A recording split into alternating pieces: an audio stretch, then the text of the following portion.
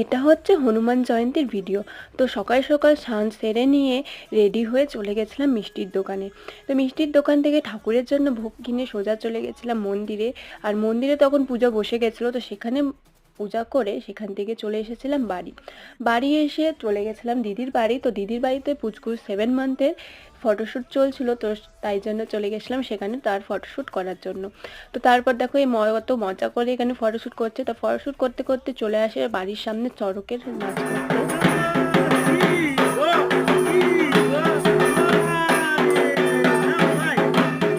তারপর সন্ধ্যাবেলা রেডি হয়ে আবার চলে গেছিলাম মহাবীর মন্দিরে। তো এই মন্দিরে অনেক দিন ধরেই যাবার ইচ্ছে, কিন্তু যাওয়া হচ্ছিল না। তো সেদিন ভাবলাম যে হনুমানজির জন্মদিন যখন, তো সেদিনই যাওয়া যাক। আর সেখানে প্রচুর ভিড় ছিল, তো সব ঠাকুরের এক এক করে দর্শন করে নিই, তারপর সেখান থেকে চলে আসি বাড়ি। তো আজকের ভিডিওটা এতটুকুই। তোমাদের কেমন লাগলো অবশ্যই জানিও।